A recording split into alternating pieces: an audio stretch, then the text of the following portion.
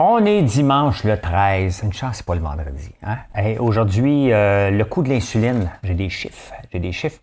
Les comptes piratés, justement, sur Twitter, on va parler de ça. La pension 65 ans au Canada. 65 ans et demi, peut-être, on va parler de ça. Le diesel, je fais une petite mise au point. Les cégeps, on va parler des chicanes Trudeau. Êtes-vous tombé sur la tête? Je fais le tour de Norbo, Enron, Lehman Brothers, FTX en crypto cette semaine. Beaucoup de choses. C'est un roman, lire Twitter en fin de semaine. Dans les finances, on va parler de la bulle immobilière. Est-ce que c'est terminé? Des insolites. Je vous dis tout de suite dans les insolites, là.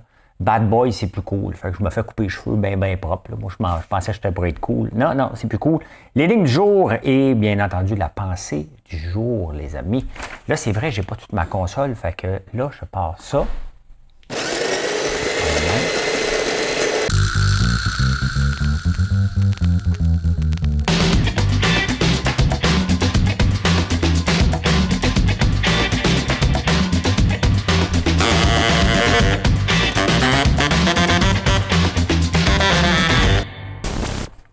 Hein? Faut que je sois sur le piton aujourd'hui. Hey, on a l'énigme du jour. L'énigme du jour. Hein? Mesdames et messieurs, 2LGBTQI+, voici l'énigme du jour. Nous sommes le 13 novembre. En quelle année Montréal a déjà été américaine? Ça s'est passé le 13 novembre. Il vous reste à trouver l'année. Je vous donne ça tantôt. Oui. Montréal a déjà été américaine. On a déjà appartenu aux Américains. C'était pacifique, mais en quelle année ça s'est passé? Vous allez être surpris, hein? Il y a peut-être des gens qui le savent, mais moi, je vous le dis. Les actualités.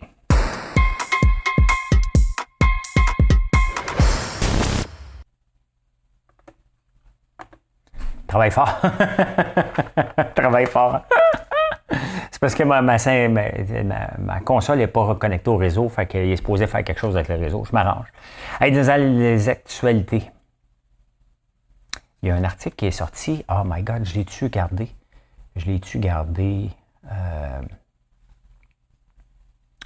peu.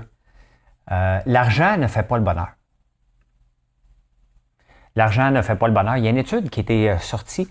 Ils ont donné 10 000 à 20 personnes. Non, à 200 personnes.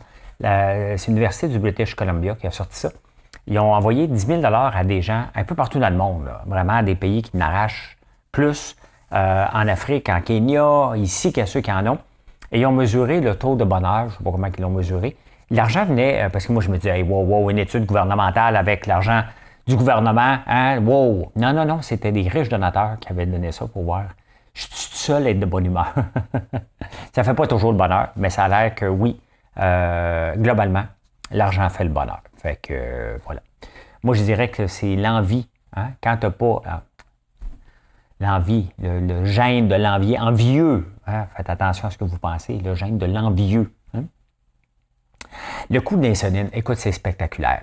Avec Elon Musk qui fait beaucoup de changements dans Twitter, mais beaucoup, il y a eu des comptes piratés. Il y en a eu plusieurs. Il y en a un même qui s'appelait Jésus, donc il s'est mis son crochet bleu avec une fausse photo, puis il triche là-dessus. Il y a le compte de Lily Illy, qui est une pharmacie. On dit, pas une pharmacie, je vous montre, on va l'ouvrir là, pendant que je parle.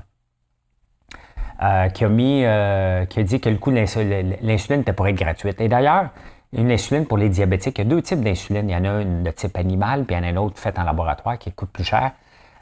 Aux États-Unis, à l'Australie, c'est là que ça coûte le moins cher, 6,94. Et au Canada, ça coûte 12$ une shot d'insuline. Aux États-Unis, 98$. Hein? On s'entend que ça ne coûte rien. Et Bernie Sanders a dit que Lilly, c'est une bande de voleurs, qu'ils devraient le vendre moins cher. Je pense qu'ils le vendent quand même 125$. Et c'était arrangé avec le... C'était une fausse... Mais regardez comment une fausse nouvelle peut arriver aussi. Regardez, quand ça a été annoncé qu'ils le donnaient gratuitement, alors que c'est leur bread and butter, là, entre autres, là. Mais regardez, l'action valait 369. Elle est tombée d'un coup à 346. Là, ça remonte un peu. Donc, je m'attends à ce que lundi, il y ait des occasions d'achat. Ce n'est pas une recommandation, bien entendu, j'en achèterai pas. Mais il y a certainement des gens qui vont se lancer lancez là-dessus. Ne manquez pas dans la section et de vous tomber sur la tête. On va faire le tour des finances. Vous pensez que la crypto ne vous regarde pas? C'est faux, parce que là, Ontario Pension Plan, donc je veux vous en parler. On va prendre le temps de regarder qu'est-ce qui se passe. Je pense que j'ai lu énormément là-dessus, puis je suis fier de cette section-là. Tantôt. Fait que oui, les comptes se sont fait pirater, les comptes se sont fait faker, fait que il y en a un paquet, et ça l'amène beaucoup d'insécurité qu'on va reparler tantôt. La pension à 65 ans, dans le journal de Montréal, merci Olivier Niquette, j'ai lu le journal de Montréal, il y a quelqu'un qui a pris sa pension à 65 ans. Il y a eu tout de suite sa pension du Québec, parce qu'on a 2 types de pensions, puis il y a la pension du Canada. Bien, ça fait 6 mois, il attend encore. Et ce qui est plus choquant, hein, puis on l'a vu, hein, ils ont embauché dernièrement le gouvernement du Canada, 34 000 personnes dans les derniers temps pour 4 milliards par année. Et ce qui est vraiment fâchant, c'est qu'il y a 58 de plus pour les pensions, OK? Il y a 58 de plus d'emplois. 1142 avant, 1802 dans les dernières années. Ça a augmenté de 700 employés, hein, d'augmentation, 58 d'augmentation. Dans la même période, le nombre de demandeurs de pension est passé de 887 155 par année à 737 737. Donc, on rajoute 700 personnes pour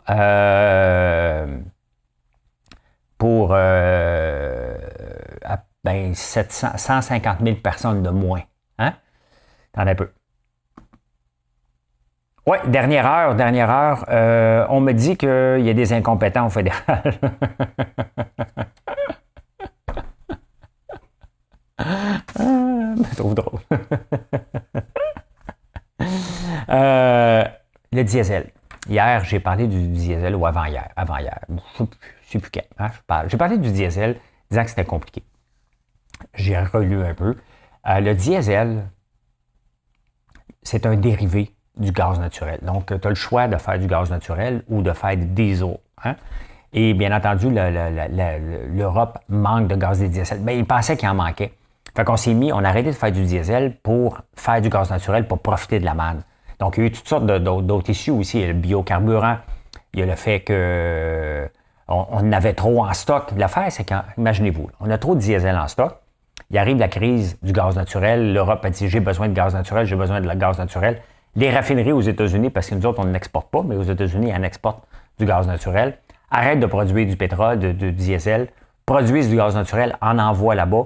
Ils en ont trop là-bas. Fait que j'ai hâte de voir dans les prochains mois, mais le diesel est plus simple à fabriquer que ce que j'ai dit hier. Je fais une mise au point. Hein. Eneratom, c'est un substitut du gaz naturel. Donc, c'est pour ça. La crise du gaz naturel a impacté drôlement. Puis, c'est pas des farces à 2,50 versus 1,68 $, dans mon coin. Là. C'est énorme. Hein?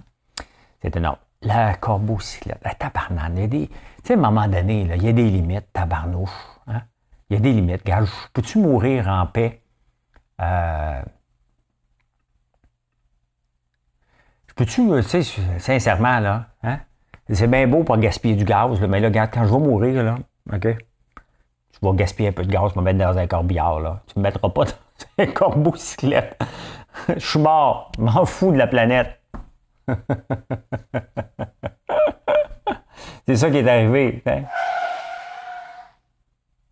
Hein? Et mes breaks. Oui, ça a été inventé à Paris, le corbeau-cyclette pour ceux qui voudraient mourir sans faire de traces environnementales. Fait que non merci. Non merci. OK? Laissez-moi polluer la planète une dernière fois avant que vous m'oubliez puis vous collectez mon cash. Hein? Vous voulez tout la garder pour vous autres, là, mais non, vous ne m'enverrez pas dans un corbeau-cyclette, il y a quand même des limites. Aux États-Unis, il y a un parc, il y a des gros crapauds qui émet un venin. Mais le monde les liche. Ils sont obligés de marquer, m'excuse, on va vous parler ici, ils sont obligés de marquer aux États-Unis, à l'entrée du parc, ne lichez pas les crapauds, ils sont venimeux. Yark, hein? Yark, tu veux vraiment lécher un crapaud? On dit lécher, là, mais hein? Tu veux vraiment lécher un crapaud? C'est ça ton objectif dans la vie? Moi, je veux lécher un crapaud. J'imagine que tu vas le mettre sur TikTok, ça n'a pas de bon sens, ça n'a pas de bon sens. Lécher les crapauds.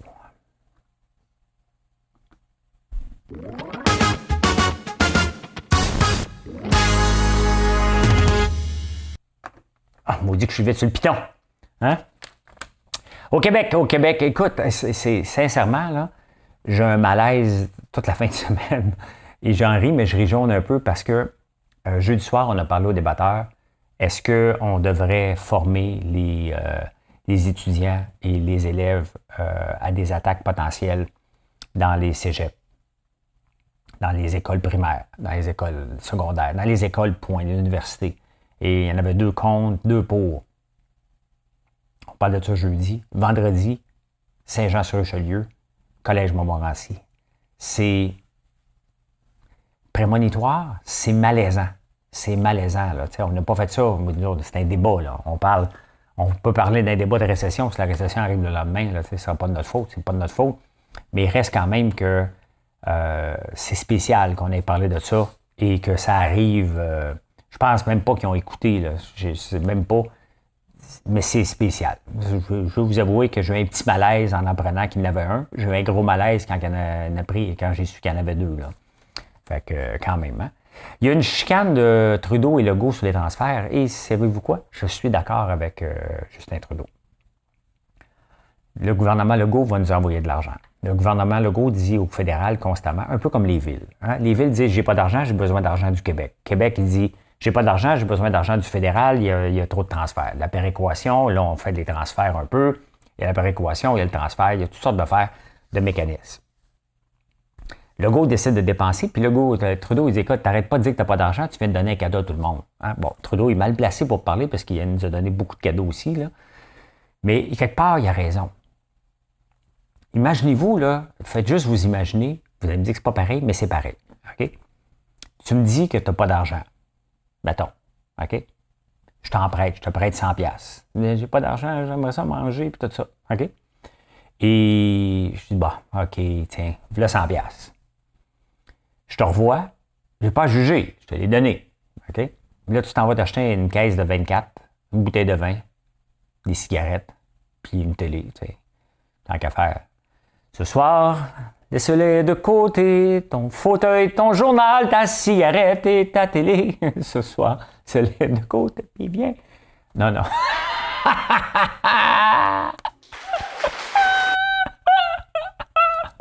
Le moment, je traque mon oncle.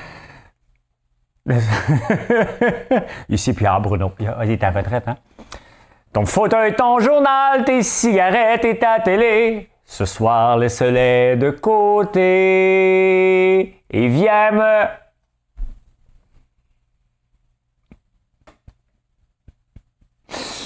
C'est-tu le moment où ça bloque? Non, mais tu sais, on peut faire des nouvelles puis en s'amusant un peu, hein? Fait que tu donnes 100$, il va s'acheter des cochonneries. OK?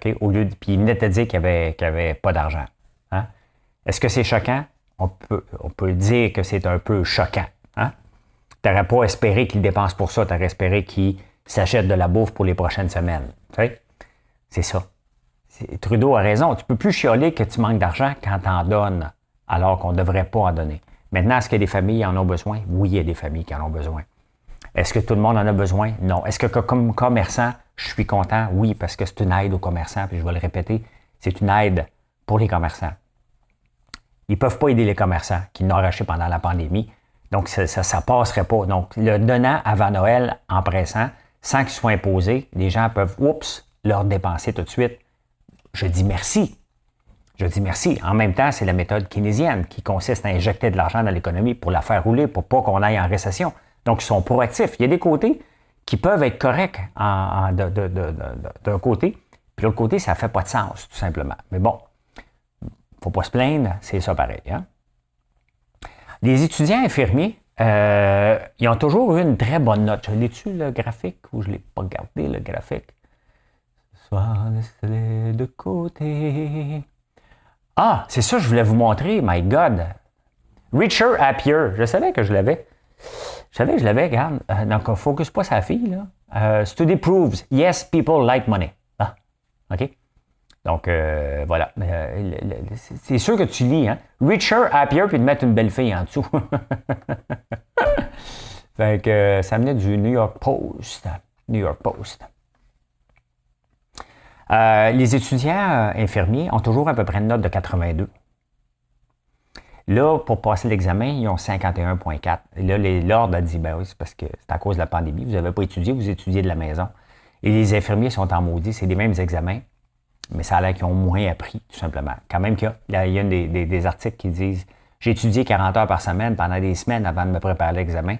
Mais c'est ça, si tu étudies des matières que tu ne connaissais pas. Et on le voit, la pandémie a eu un impact majeur. Quand même 51,4 ben, il faut falloir le passer. Là. Il y en a un paquet qui n'ont pas passé, il faut le passer. Vous allez être infirmier, infirmière, il faut le passer malheureusement pour vous autres. Là, mais voilà, ça va vite.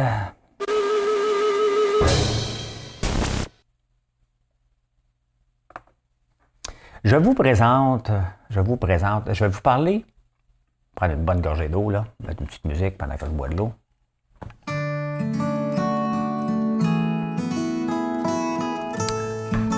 vous présente cet homme ici.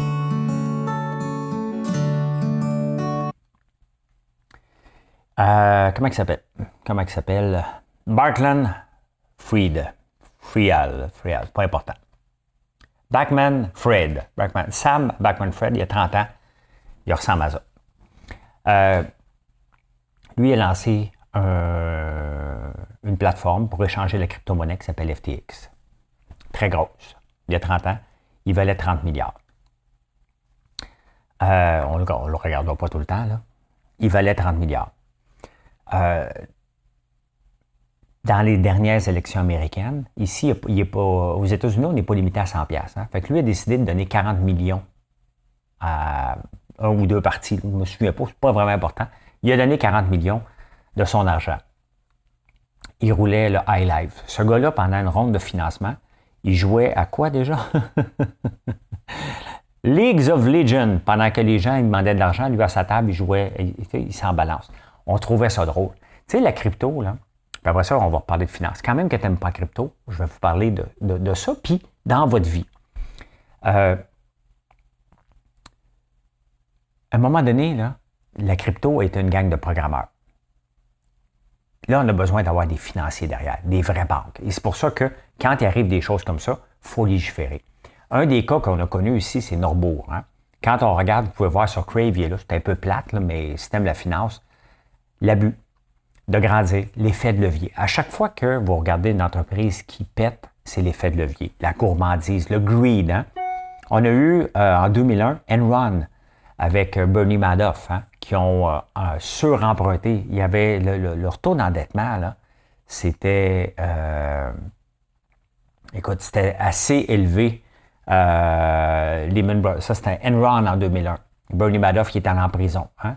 Il a inventé, c'est ce qu'il a fait, la comptabilité imaginative. Donc, il cachait, il y avait, dans le fond, ce qui s'est passé avec Enron, là, c'était la bulle de l'Internet. Ils ont lancé une plateforme qui finançait, puis ils ont triché sur les actifs. Donc, Enron a pété aux frettes parce qu'ils ont triché, puis il y avait eu ils trichaient sur la comptabilité. FTX vient de péter pour la même raison. Ils ont triché sur la comptabilité. Puis quand tu apprends un peu plus sur le gars, il vit dans une commune, il n'y a rien de mal encore là-dedans. Hein? Il vit avec 10 personnes. Il joue à League of Legends n'importe quand. Il finance une campagne de 40 millions. C'est beaucoup, là. OK? Il vaut, il y a 30 ans, il valait 38 milliards, quelques milliards, là, 32 milliards qu'il valait. Et l'autre grosse plateforme qui est Binance, je suis sur Binance, vu qu'est-ce qui se passait dans les derniers mois. Là, honnêtement, c'est un roman savon. Il y a de l'information qui coule à tous les jours. Donc là, je vous donne l'information que je sais en ce moment. Binance voit qu'il y a des choses qui ne tournent pas rond. Fait qu'il a décidé d'annoncer à peu près ce qui se passe en disant je vais l'acheter. Je vais le sortir de ma plateforme parce qu'ils ont un token qui s'appelle FTX, FTT, puis il l'avait sur la plateforme de Binance, puis il l'avait sur l'autre plateforme aussi FTX. Il a décidé de le sortir, puis après ça, il dit je vais l'acheter, puis il a regardé la comptabilité, puis il dit je ne touche pas à ça. L'effet de levier était de 1 sur 9. Il devait 9 milliards qui avait le levé. Donc, ça veut dire qu'il emprunte, il achète quelque chose d'autre pour un effet de levier. L'effet de levier fonctionne quand c'est tout le temps à la hausse. Moi, je n'ai jamais fait ça. Quand je suis venu en crypto, j'ai fait 2 effets de levier. Des petits, là, un petit 2000, puis un petit 200$. J'ai perdu les 2 fois. Parce que le château de cartes, puis l'affaire en crypto, différent de la bourse, elle a des courts-circuits maintenant. Les effets de levier, on se fait rappeler régulièrement quand les gens, justement, empruntent, pour acheter des actions et l'action descend, puis à un moment donné, tu avais mis tes actions garanties. Fait que la banque, elle va revendre des actions avant. Donc, on appelle ça un margin call. Quand tu te fais appeler ta marge, et là, ça vend. Normalement, ça fait un effet vers le bas. C'est pour ça qu'en crypto, on a des gros swings vers le haut puis des gros swings vers le bas, parce qu'il n'y a pas ces courts-circuits-là qui disent, écoute, on va arrêter les transactions le temps qu'on comprenne, fait, pour calmer les esprits un peu. Fait que quand il y a un effet de margin call en crypto, ça dégrégole jusqu'à l'infini, à peu près, jusqu'à zéro, là. Donc, il a fait un effet de levier de 1 pour 9. En même temps, il avait caché des façons de faire. Ce gars-là s'en va en prison, là. Tu ne peux pas tricher comme ça. Il utilisait les fonds. Donc, toi, tu achetais, supposons, tu allais sur sa plateforme, tu achetais une crypto XYZ, mettons un Shiba. Il utilisait des fonds qui n'étaient pas à lui, à toi, déposés là. Lui, il les utilisait pour faire un effet de levier, surtout pour acheter son token à lui, pour pomper leur token. Donc, c'était évident que c'était pour péter aux frettes. Mais c'est ça, la crypto. Et c'est ça que je dénonce depuis le début. Je suis venu voir. J'ai perdu plusieurs milliers de dollars parce que je me suis laissé emporter, parce qu'on se laisse emporter. On veut avoir le coup de circuit. On est de même, les investisseurs. Peu importe notre grosseur, on a embarqué. Kevin O'Leary aussi, l'autre dragon, a embarqué. Il y en a un paquet qui a embarqué. Et lui, ce gars-là, si tout le monde avait dit, je vous le remonte encore une fois, mais tout le monde a dit, s'il y a une place qui est sécure, c'est bien là. Ben non. Puis il le comparait à Warren Buffett. C'était pas ça. Vous savez comment que le Bitcoin est venu au monde? C'est après, en 2008. Qu'est-ce qui est arrivé en 2008? On a eu une autre crise financière. Lehman Brothers, qui est tombé, était too big to fail, qu'on disait. Non. C'était encore là un effet de levier. Les subprimes, ils ont suremprunté par-dessus, suremprunté. Puis à un moment donné, le château de cartes a tombé. Puis on a vu c'était quoi. Mais c'est là que le Bitcoin a été mis au monde par Satoshi Nakamoto. Hein? C'est après la crise des subprimes qu'il a dit, regarde, on va faire un système financier à côté qui ne sera pas pris avec ça. Et je ne suis pas sûr que, puis on ne l'a jamais vu, hein, il existe comme pas l'inventeur du Bitcoin, mais c'était fait pour ça, pour avoir un autre système financier parallèle. L'affaire, c'est qu'il y a des belles choses qui se passent dans la crypto, mais là, on est dans l'étape où, sortons là de là. De toute façon, moi, je ne peux plus sortir, ça ne vaut plus rien. Fait que je le laisse là. L'espoir que j'ai que ça revienne, c'est nul. L'espoir, pensez pas, tu sais, comment on peut mettre de l'argent consciemment en pensant qu'on va faire un coup d'argent, sachant qu'on risque de se faire plus frauder. Regardez, là, les gens qui ont déposé leur argent là-dedans, c'est perdu, là. C'est perdu, c'est liquidé. Donc, vous l'aurez pu, tout simplement. Donc, là-dedans, dans la crypto, il y a beaucoup. Encore, regardez, l'Ontario Teachers Plan était là-dedans. Donc, c'est l'équivalent de la caisse de dépôt. Ils n'ont pas fait de due diligence parce que tu embarques. Tu ne vas pas voir comment que le gars vit. Moi, la première chose dans les dragons, l'une des choses que j'ai faites là, la première année, c'est que je regardais le projet et pas la personne. Après avoir rencontré quelques personnes, j'ai fait comme non. Moi, mon critère, quand j'investissais, je dis bien investissais parce que je n'investis plus. Quand j'investissais dans une entreprise, c'est comme là, je suis au chalet, est-ce que j'accepterais de passer un week-end avec cette personne-là? Si la personne est non, c'est non, je n'investirai pas dedans. Premier principe de vérification diligente, mais ils ne l'ont pas fait. Puis il a dit, ben non, il est beau, il est vrai, puis regarde, il vaut beaucoup, puis ça monte vite, ces affaires.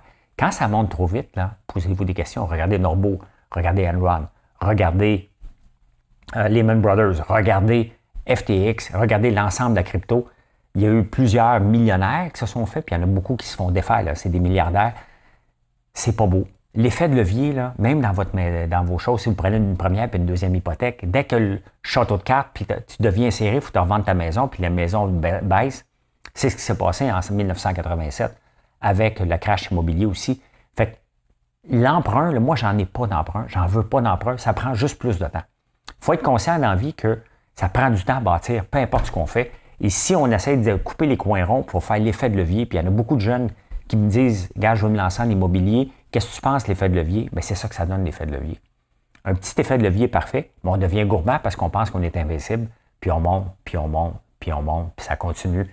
Ça ne marche pas comme ça. Hein? C'est un roman, je vais vous en parler parce qu'on découvre toutes sortes d'affaires, mais la beauté, c'est que les prochaines fois, il faut accepter comme particulier. Vous n'en vouliez pas de règles, de rules. Là. On en veut maintenant. Moi, j'ai pas de problème avec la crypto. J'aime ça qu'on soit un petit peu plus lousse. Mais les gens derrière, il faut qu'on accepte maintenant qu'avant d'accepter des dépôts des gens, que ce soit vérifié, vérifiable et qu'on ait un peu comme les banques à un moment donné, ne peuvent pas faire ce qu'ils veulent. À chaque fois qu'il y a une grosse crise, il faut mettre des règles en place. Mais on est obligé d'en mettre à cause de ça. Donc, après ça, c'est à vos propres risques. Vous mettez de l'argent en crypto, qu'il n'y a pas de règles, parce qu'on ne pourra jamais, les projets naissent et disparaissent. Donc, voilà. C'était mon long exposé. Toi, qu'est-ce que tu en penses? Le marché de la gamme marchande. Oui, toi, je sais que tu étais capable, là, moi. Mais voilà. On s'en va en finance.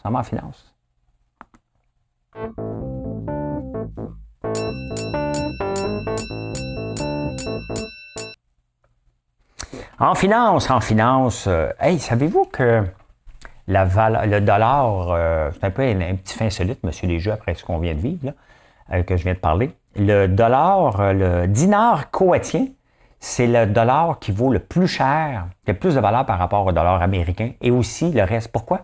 Parce que c'est un pays producteur de pétrole. Les plus chers, ceux qui valent le plus cher par rapport au dollar américain, tous les pays producteurs de pétrole. Donc, c'est le Koweït, c'est 3,5. Regardez, je vais vous montrer. Je vous montre. Je vous parle d'un temps que les moins de 20 ans ne peuvent pas connaître. Et voilà, il vaut 3,25. Donc, regardez, il a monté encore, parce que là, il a baissé. Donc, si on regarde sur 5 ans, mon Internet, es-tu capable de me donner ça?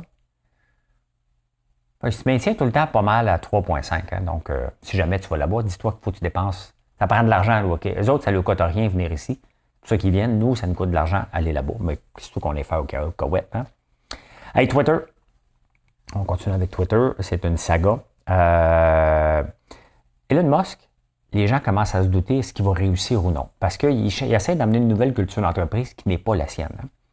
Hein. Twitter est la première entreprise que Musk gère qu'il n'a pas lancée. Donc, les autres, ils ont parti de zéro. Hein? Puis, il a pu mettre sa culture d'entreprise. Les gens se sont habitués. Là, il faut qu'il s'habitue à quelqu'un qui a acheté quelque chose trop cher puis il veut le rentabiliser rapidement. Les pubs, de toute façon, là, ça ne marche pas. Je regardais Gaël, le fils à Marilyn, qui écoutait quelque chose, puis on présentait des pubs sur YouTube, puis elle nous arrête jamais pour dire « je veux ça ». Donc, je me demande à un moment donné à quel point que les pubs fonctionnent, surtout que maintenant, elles ne sont plus ciblées comme avant. On revient à l'équivalent de mettre une pub dans le journal. Là. Mais là, Twitter, il y a McDo, Pepsi, puis Apple, la compagnie qui fait les pubs pour eux autres. On dit « regarde, on va prendre une pause du chaos de Twitter en ce moment. » Là. Parce que, regardez, Eli Lilly, je vous l'ai montré comment ça a tombé. C'est le chaos en ce moment. Mais tu sais, tu peux pas l'affaire. C'est que tu peux pas faire des gros changements sans que le chaos ne vienne pas. Ça presse qu'il fasse des changements. Il faut qu'il change ça. Il faut qu'il donne un coup de barre là-dessus.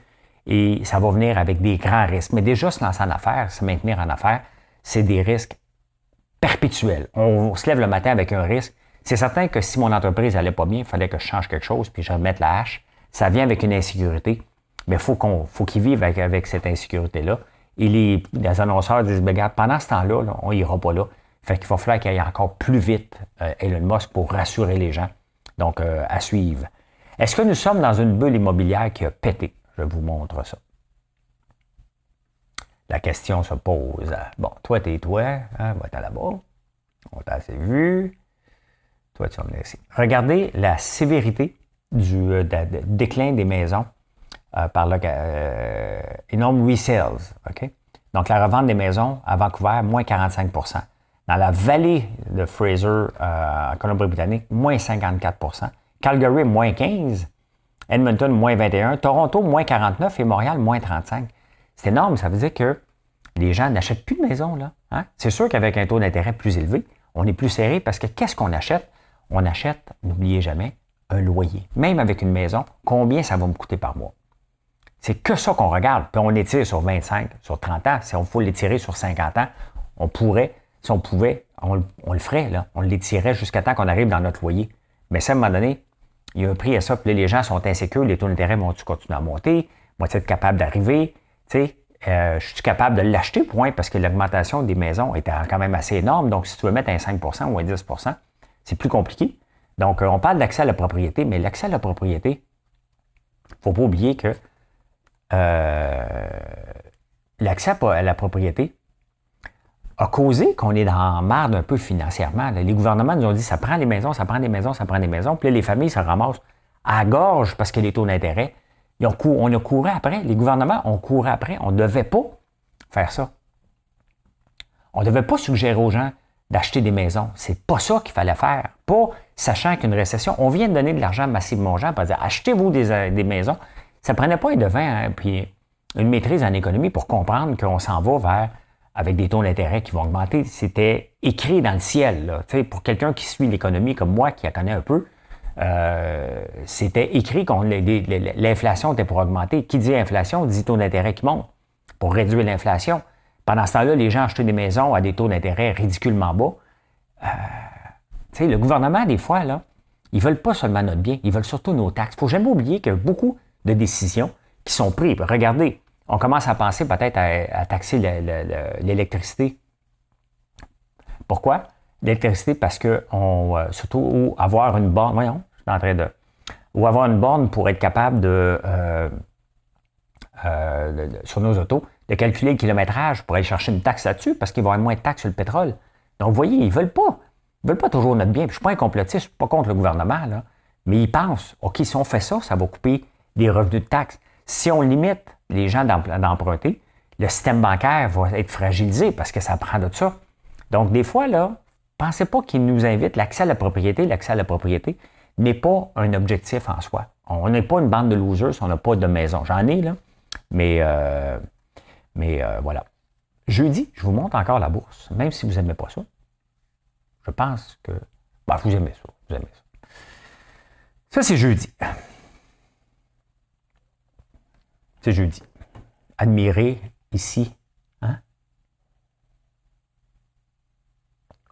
La belle augmentation du Dow Jones. On peut même regarder le Nasdaq.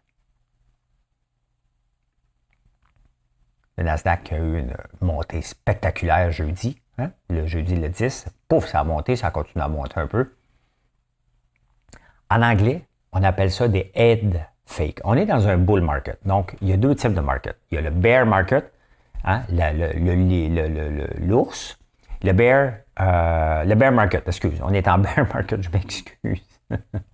Hein? On va me tiens, c'est ce qu'on va faire avec François Lambert qui me donne des mauvais conseils, il ne connaît rien. Hein? Hein?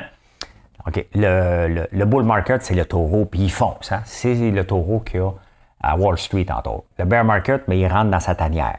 C'est ça. En ce moment, on est dans un bear market. Donc, on recule. Là. En crypto, ils appellent ça l'hiver crypto. Bon, c'est le bear market.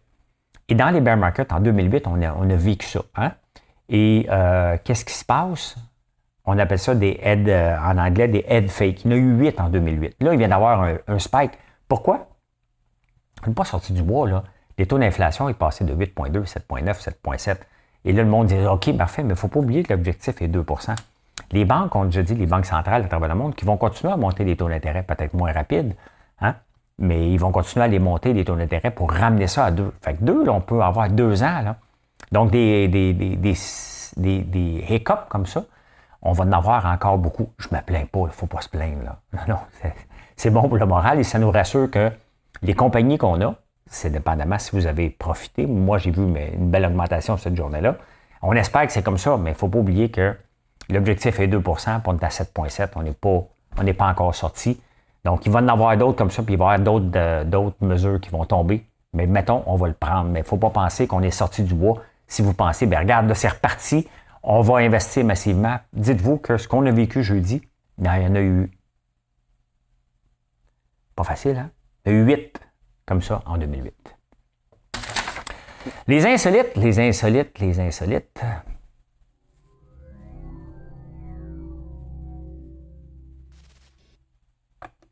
Hein, voilà. Il y a une nouvelle étude qui est sortie. Hein? Moi qui ai toujours voulu avoir de l'air d'un bad boy. What you gonna do when it comes for you, bad boy. Ben, c'est ça, les bad boys, c'est plus cool. Hein? Moi, je m'étais fait dire que j'étais gentil, puis là, quand j'étais jeune, t'es trop gentil. Je devenais un bad boy. Toi, Marilyn, je t'aime. Hey, connaissez-vous André Stander? Ça fait longtemps, là, lui, vous pouvez le googler. Là. Il a sûrement eu une série là-dessus. Lui, là, c'est un bandit en Australie. Mais il y avait quelque chose de particulier. C'est un inspecteur de la police. Fait que lui, ce qu'il faisait, comme les pompiers qui allument un feu, qui est pyromane, lui, c'était un inspecteur. Il volait, mettons, sur son break. Il prenait vraiment un break. Il volait une banque. Puis après ça, il se faisait appeler. Puis il allait après regarder. C'est comme ça. C'est comme ça. C'est comme ça. Il y a sûrement comme ça, il y avait sûrement du monde qui parlait pendant ce temps-là. En parlant de meetings productifs, hein, les meetings productifs, si on pense à Pixar, la compagnie qui est derrière Bugs Life, Monster Inc., Finding Nemo et Wall-E. Pendant le meeting, ils parlaient comme ça. Ils ont tous trouvé ça en un seul meeting. Hein. A Bugs Life, Monster Inc., Finding Nemo, Wall-E, tous les titres de films, un seul meeting. Hein. Jeff Bezos disait dans ses meetings que si t'es pas capable de nourrir ta gang avec 2 pizzas, c'est qu'il y a trop de monde dans le meeting. Fait que je sais pas combien il y avait de monde ici, là, mais je vous ai parlé de ça cette semaine, mais là, je vous en parle parce que il est là pendant que je le lis, pas grave. Là. Tomber en amour nous enlève 2 amis. Je pense que c'est hier, mais des fois, je prépare mes insolites, puis je les ai marqués 2 fois. Donc, à 25 ans, tomber en amour t'enlève 2 amis. Si tu penses qu'à 25 ans, si tu ne penses pas, la statistique dit qu'à 25 ans, on a le maximum d'amis qu'on va avoir dans notre vie. J'ai 55 ans, puis j'ai eu plusieurs séparations, plusieurs fois je tombe en amour. Combien me reste-t-il d'amis?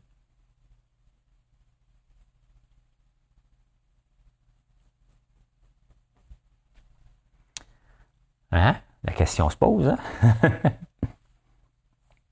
Dans la vie, il faut persévérer, hein? Coca-Cola, la première année qu'ils ont lancé leur Coca-Cola, ils ont vendu 25 bouteilles en 1 an. Pas comme ils en vendent aujourd'hui, mais ils en vendent beaucoup, hein? 25 bouteilles en 1 an. Ah, est-ce que vous êtes déjà été à Beijing? Moi, j'ai jamais été, mais ça a l'air qu'une journée là-bas, c'est pour ça qu'ils portent beaucoup le masque. 25 respirer l'air à Beijing égale, pendant une journée, égale 21 cigarettes par jour. Hein? 25 cigarettes par jour. On est dans le mois de novembre. Il y a le moustache, Movember. Il y a Procure le papillon bleu et tout ça. Mais là, il y en a un autre aussi. Là. Je ne sais pas c'est quoi cette affaire-là. Là. No Not November. Ben, pour le cancer je pense des testicules ou quelque chose comme ça. Là. No Not November. Hey. Piano, OK? Ben beau participer à des affaires, là, mais de toute façon, je peux le dire que je le fais. Personne ne va le savoir. No Not November, c'est pas de faire l'amour pendant un mois. De ne pas se toucher à rien. Hein? La pensée du jour. Pensée du jour.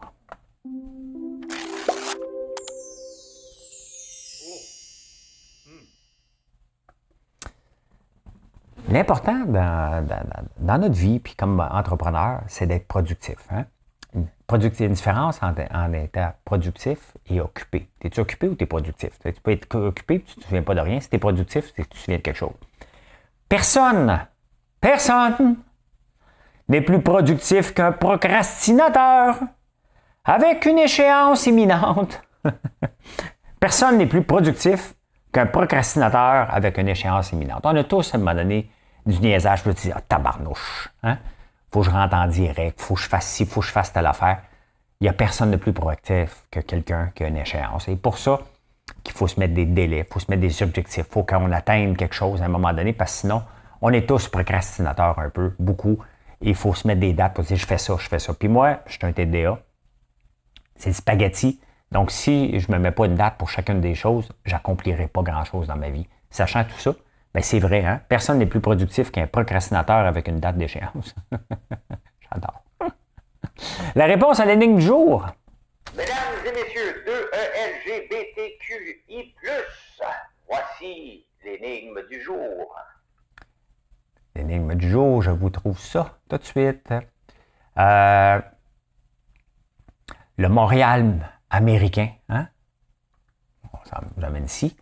Longtemps avant l'américanisation du monde, Montréal fut américaine très brièvement. Le 13 novembre 1775, les clés de la ville sont remises au général Montgomery. En fait, c'est avant l'indépendance des États-Unis que nous avons été conquis par ceux-ci qui étaient encore, pour peu de temps, les 13 colonies. Hein? Une douce occupation, mais je me souviens pas, je pense en 1796, là, la libération des États-Unis.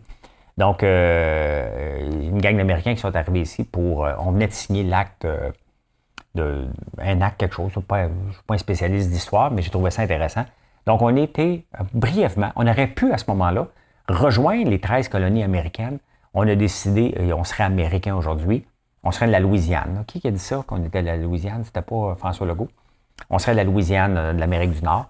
Et finalement, on a décidé de rester avec la couronne britannique. Donc, la ville est déchirée. Les Britanniques se font petits dans les souliers. Quant aux Canadiens, les voilà devant un dilemme. Impossible de savoir ce que nous serions devenus. Nous étions embarqués dans la guerre d'indépendance américaine aux côtés de George Washington. Ben voilà, les amis, je peux dire maintenant ceci. Merci d'avoir été là. C'est peut-être un petit peu plus long, mais c'est pas grave parce qu'on a du bon café. Honnêtement, là, je capote sur notre café. C'est exactement comme ça que je le voulais. Je le fais faire par une brûlerie parce que j'ai pas ce talent-là. Puis comme n'importe quoi, on commence toujours quelque chose de façon petite. Puis on va voir par la suite. J'ai pas de plan pour en faire tout de suite parce qu'ils font exactement comme moi. Et ils goûtent bon. Puis ils rappellent l'entrepreneuriat, le start-up et l'éveil entrepreneurial. Allez faire un tour sur notre site, françoislambert.one. On n'a pas juste du café, bien entendu. C'est un nouveau produit qu'on a. Faites le tour des affaires. Et c'est très apprécié. .one, O-N-E. Bonne journée tout le monde. Bye.